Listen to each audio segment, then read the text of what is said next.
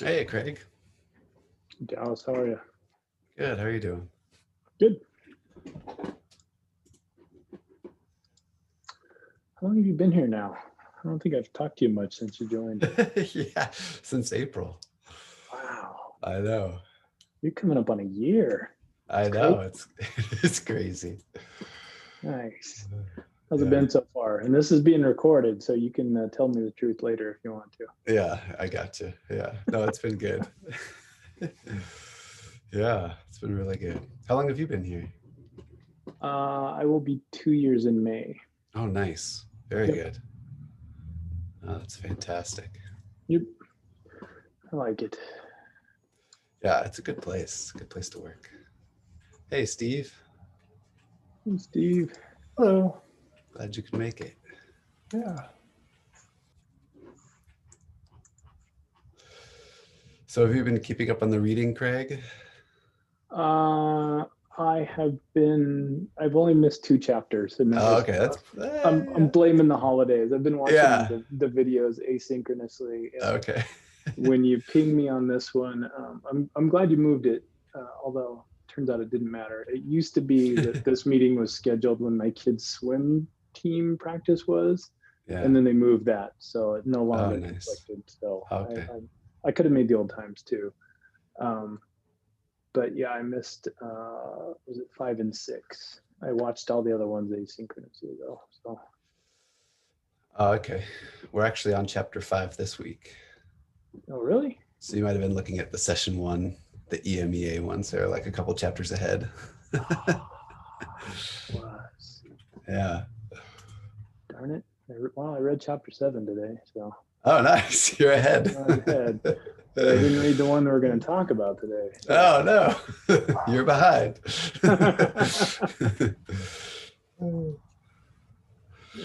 the Yeah. schedule's probably in the issue, right? Yeah, in the issue, there's kind of there's the 2 different sessions trying to accommodate as many time zones as possible. Okay.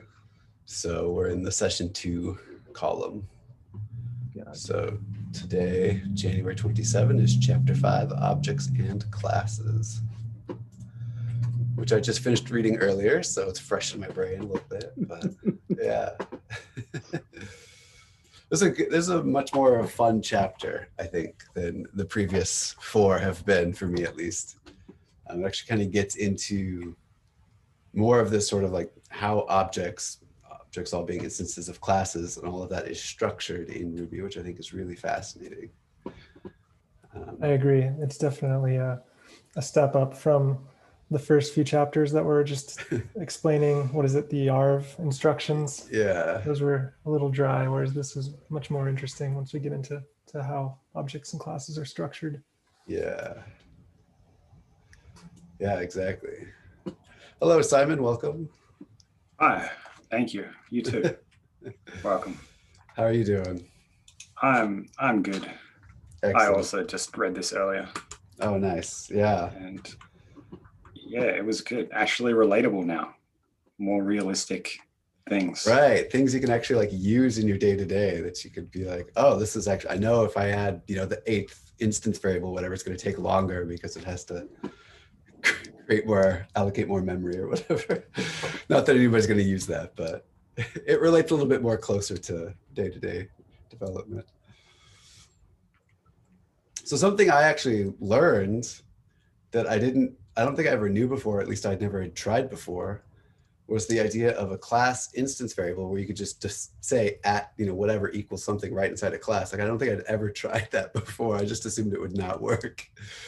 So that was really interesting. Yeah, I agree. I had to read that a couple times. I was like, wait a minute, instance variable, class instance variable, what's going on here? There's something I'm not familiar with. Yeah, because I've used the double at sign, like for the class, what is that? Class variable, not the class instance variable, but the class variable.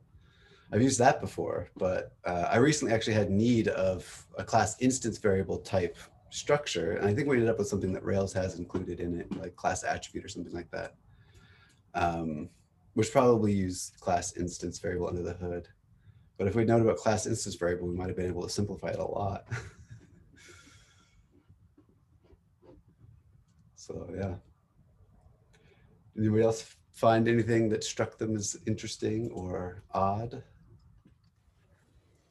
I enjoyed sort of just like seeing, it was something that I was curious about was like, I think it's the R class object, just like the way the classes are set up. It's, I think it's called the composite pattern, if I remember the design patterns correctly, where it's just like, you know, it's the same template again and again and again on top of each other. And they can just keep stacking. And I was curious, like Ruby was in the mid 90s, and that's also when the design patterns book came out. So I was curious if this was implemented before or after. It was just like a thought I had. Yeah. Not necessarily that would have gotten the pattern from that book, but yeah, whether or not it was mainstream yet. So you're saying the composite pattern, which is essentially the sort of object-oriented principle of composition, are those the same thing? Well, I think to an extent, it's the composite pattern is where you have a class that the interface of the class allows it to attach to string onto another class. And by doing so, you can create like an endless linked string, but you don't necessarily know where you are in the string, and it doesn't matter. It can be like recursive in nature to an extent. I see. So the way that it handles your class that you define, and then the sort of meta class, and then the actual class, or even a super class, and then that thing's super class and on down. Like kind of has two forks almost of that chain. Huh. That's fascinating. Yeah, good observation. Yeah, I don't know. I haven't actually read the design patterns book, which I know is like heresy, but I didn't read the original one. I read one. That's what I need to put on. I need to make a new book club after this one. Yeah.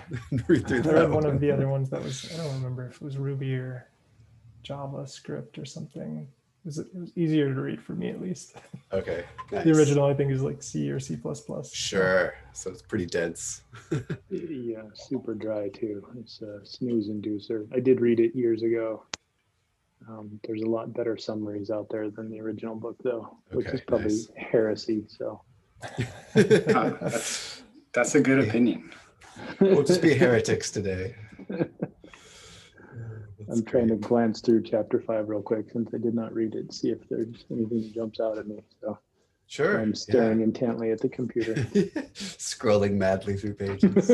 I had a question that I wasn't sure about that might have come up. They have the two examples of an R object, and then they just have the instance variable pointer with like an array. And Euler has two names. You've got Leonard Euler, and then Euclid, how do you say that? I never read that. I think name. Euclid.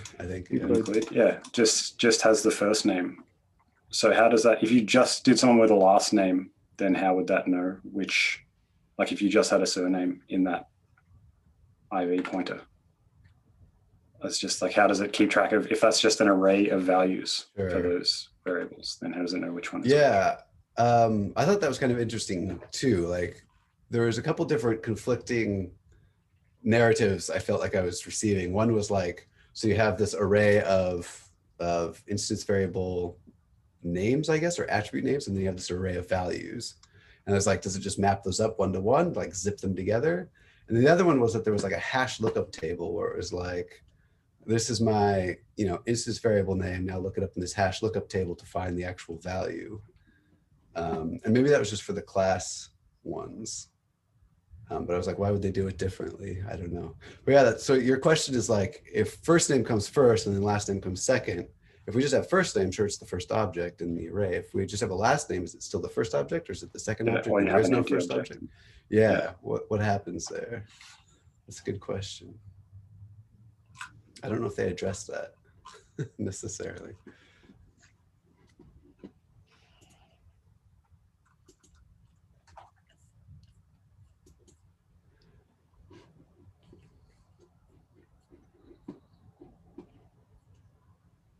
Yeah, because in their diagram, it just points to a similar looking thing where there's just one.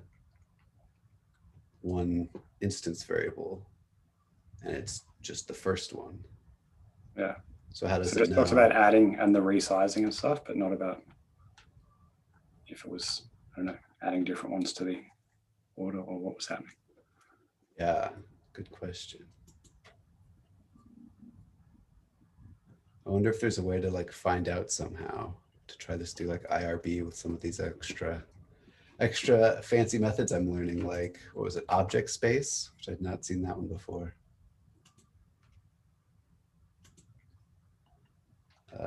When he was looking up the T-class definitions, where was that? It's near the end, I thought.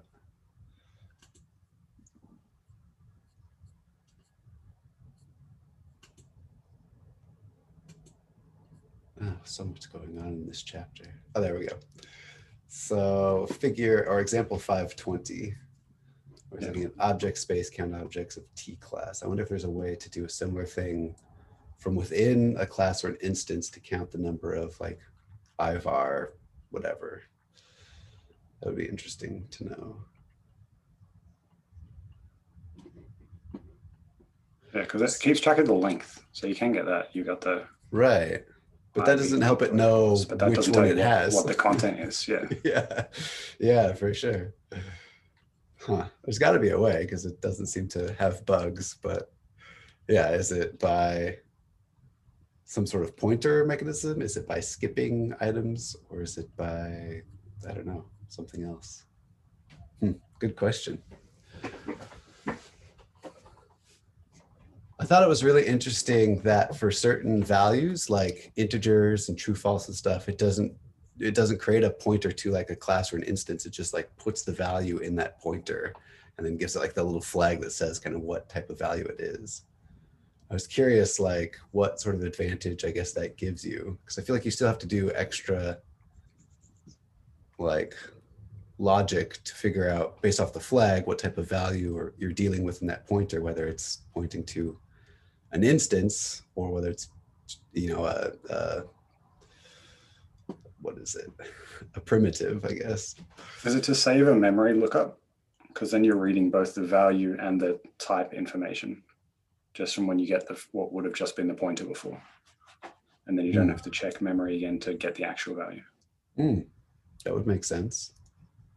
So then is the value in that flag, are they kind of stored in the same space in memory? I think so. Oh, okay. Huh. Yeah, I think there was like a minor comment about how it just like it was faster, but it didn't necessarily go into like specifically why. Yeah. Or just more space efficient because you don't have to store the pointer and the value.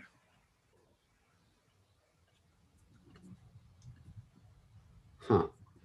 But I feel like, yeah, I'm really just curious how that works because it still has to figure out the class of whatever that value is if you ask for it. And if you try to perform methods on it, it still probably has to go to that class to figure out what those methods do. So I feel like it seems to save a marginal amount of space for a very like small amount of time to me, but maybe that's not how it works.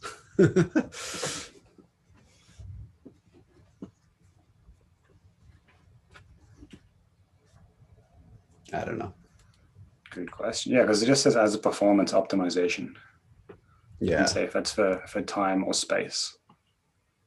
Or speed, yeah, right. Could time. be. Yeah.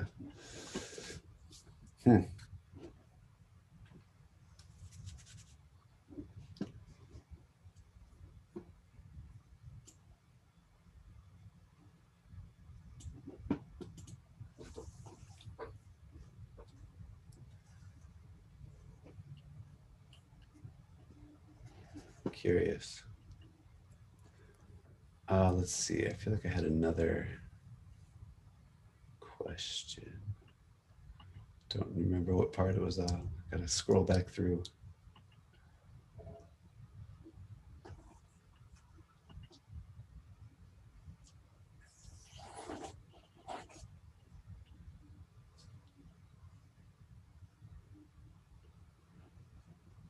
Oh, the Yeah, so the meta class that kind of talks about at the very end, is that the same as like the eigen class, or is that somehow different? Does anybody know? I had that same question because I remember, like I've seen notes about the eigen class, but I've never really like explored what it is. Yeah. Yeah, I think that's like, this is the clearest, if they are the same, this is the clearest sort of definition I found for what that class is, like why it exists, where it lives, what its purpose is, which makes a lot of sense because in order to have, like they were saying, in order to have class methods, those methods get stored in the instance of, you know, whatever, or in the, getting all confused now, in the class, I guess. Anyway, you couldn't put them in the base class because then every class would have them, but you have this intermediate class. It sits between, it's kind of hidden that you can't really get to, but it's there for that purpose.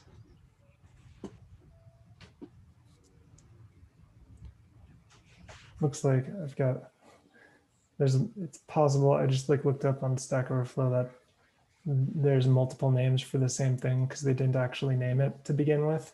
So Oh, it okay. might be that the eigen class and the meta class is the same thing. People just come up with a name to use to define it. Paste that link in there. Yeah.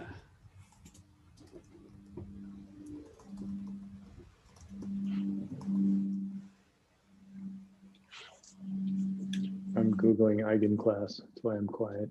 I'm absorbing since I didn't read. I'm still catching up. That's fair. And that in the answer that's in here, it says that meta class was used in the Wise Poignant Guide to Ruby and a few other sort of mainstream items, but eigen class, it doesn't say where eigen class came from. But it said that that's now predominantly used. Interesting. I wonder why that is. Especially if the method used to kind of get to it at all is the singleton class. Yeah, I'm wondering, yeah, okay, I'm curious. I mean, I don't know different meanings of eigen in computer science, but I know like eigenvalues from like differential equations and whatnot. Oh, interesting. Or linear algebra, sorry. So maybe there's some sort of underlying reason that you would use that prefix. I don't know. Wow, it looks like there's been a lot of names over the years. For the meta class / eigen class. Yeah, / singleton class. They called it that in the book as well. Yes, they call it the meta class, but I think to like actually sort of get to it in Use singleton class. singleton class, yeah. Which is really interesting. And I should probably just verify this myself, but it just has nothing on it initially until you add custom class methods. That would be my assumption, is that it's basically just a new empty class, and until your class adds anything custom, which would need to be in that class, it stays empty. No class variables, no instance variables, no methods.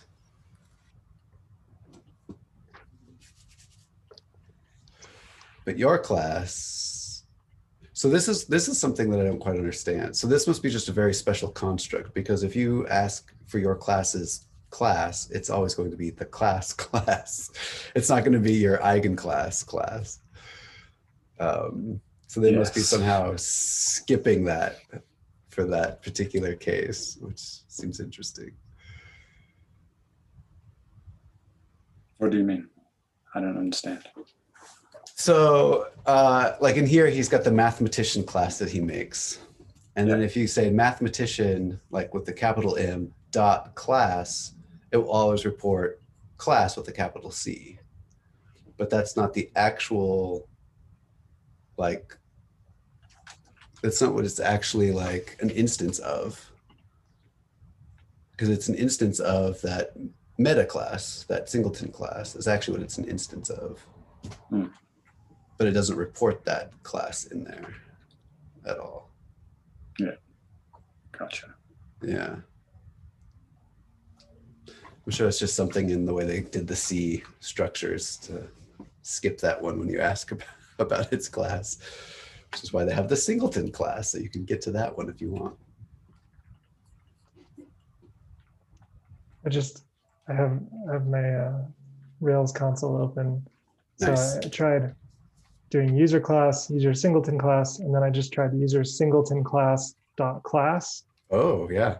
It's class. Of course it is. Every class is class is class. Yeah. It's very classy. Yeah. So yeah, I think it is. It's hard to say. I don't know if it actually, because it's the KLAS. Well, yeah, I don't know how it's pointing to the singleton class Yeah. compared to the class. I mean, I guess in a way that makes sense, because if you inherit from some other class, that class still reports being of class. And then if you like even, deeply nested modules or something, some class, it's still of class. Right. So I think they said even earlier in the book that all classes are of the class. Yeah. Class. Well, and I think I'm tired of saying class. I was trying to remember because there were two pointers. There's the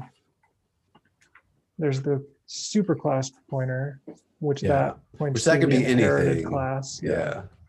And then there's the class pointer, which points to class.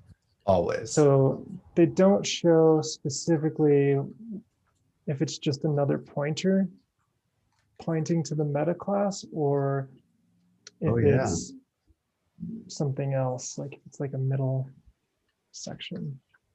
That is interesting. So then we could say that there is this sort of like untouchable base R class that nothing really ever inherits from directly. Everything always has something that sits in between it. It's a copy of it, basically.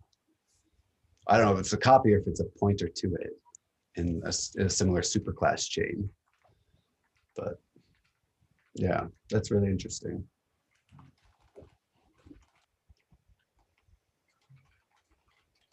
It's getting too meta.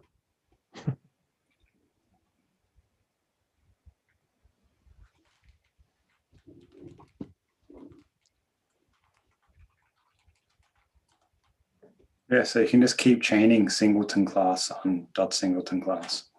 And it just keeps returning the same thing? Just keeps returning class of mathematician. So it's just singleton classes all the way down. Yeah. Just like turtles. Oh, that's weird. That's a fun observation.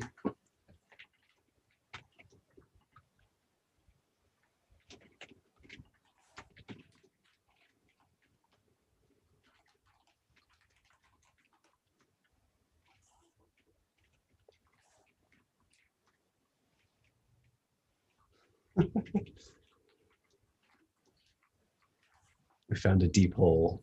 Yeah. You just keep digging. That's what this book's all about. Yeah. I think one of the other things that I just thought stood out as being kind of neat was the instance variables are just saved in an array, just the values of them. So because they go into that whole update and performance, where it used to be pretty much a hash of the name and value, and then they moved the names to the class, and then all the objects just have the array. I thought that was kind of I don't know if that's something that I would have ever considered as how can we speed this thing up? Well, let's remove all of the keys from the object. Yeah. Yeah, it kind of relates back to Simon's earlier question about how does it pair those up, and what happens if you have a value that's way down the array, just that one value, but none of the other ones. What does it do in that case? Yeah, it's really interesting. Let's see, what is releasing instance variables?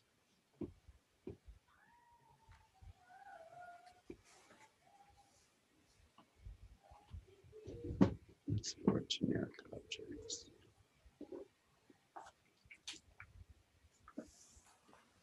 They didn't touch any, it was just mentioned once. This is unrelated to that. There was just a mention of module prepend in the class structure.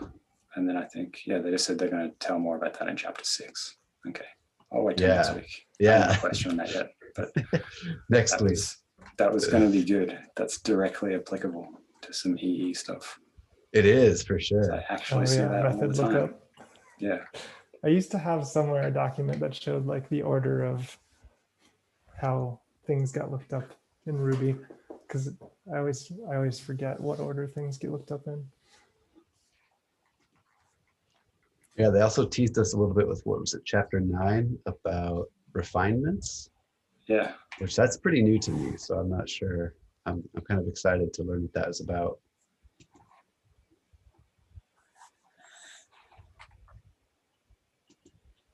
Experimental.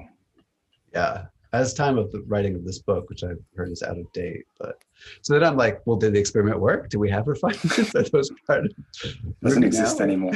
Yeah, it's gone. You can learn about it, but it's gone. Yeah. Exactly.